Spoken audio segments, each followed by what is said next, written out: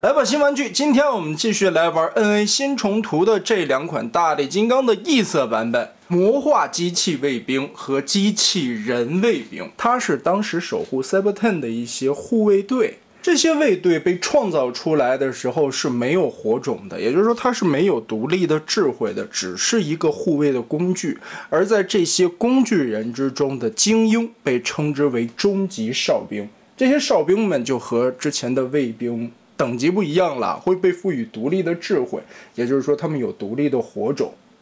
但这里边最牛逼的一个，也是最强大的一个哨兵，其实就是所谓的大力金刚。这又翻回来说，为什么我在机器人卫兵的人字上边着重语气说明？这个也是可能咱们圈内的一个习惯性的叫法吧，总会把它称之为机器卫兵啊。其实机器卫兵另有其人，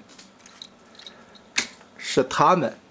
我们习惯性的称它为守护神，没有错，但是它的部队就叫机器卫兵，所以可能叫守护神叫习惯了。对于部队的称号，我们可能叫的没有那么多次。就像大力神组合起来的部队叫洼地虎，飞天虎组合起来的部队叫飞虎队，冲云霄组合起来的部队叫巨狰狞。就是这么一个小队的名称，然而机器卫兵和机器人卫兵本质上边差了一个字啊，却差出来了很多的东西。而另外旁边的这个紫色款呢，很多人也会觉得，哎，这个终于出大力阎罗了。其实跟镜像的大力阎罗也不太一样，细节上面也有一些不同啊。其实这个角色在这一动画里边登场的戏份也不多啊，可能就只有那么1集左右吧，而且都是一些背景板的角色。这也在动画片里边是当时五面怪所复活控制的一些魔化机器卫兵。其实他们也有当时设定出来的单独名称啊，翻译过来应该叫黑暗守卫或者叫黑暗守护者。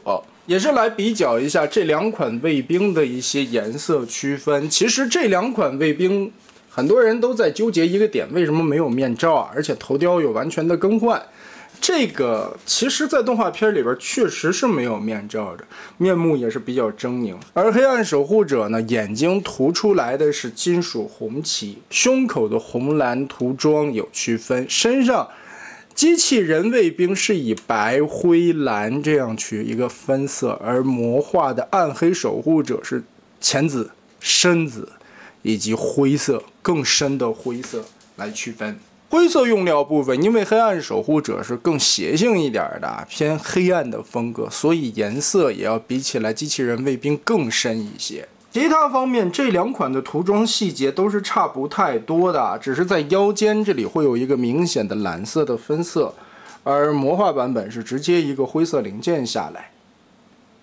再有脚底，机器人卫兵这里会勾着一圈黑边，魔化版本是完全没有的。只不过卫兵会有正邪之分，配色的不同也证实着他们所守护的东西不一样吧。总的来说还是挺漂亮、挺还原的两套重涂方案了。大力金刚这个模具的底子本身来说相当的精彩，之前我们也变过很多遍了，本次我们也就看一下配色方面的不同，主要是这一回的两款卫兵在头雕上边的一些更换，其他的方面嘛，也是在一些细节的涂装处理上边做出来了一些区分。目前来说的话，这个大力金刚的模具 NA 重涂上市的有5款了。我个人猜测，后边要出的话，彩透版应该还会算一个，或者后边会出漫画的镜像大力阎罗版本，还有那个旧画涂装版本的系列。现在你看，恐龙小队还有大力神这些都准备做旧画版本，大力金刚作为大力神的一个死对头，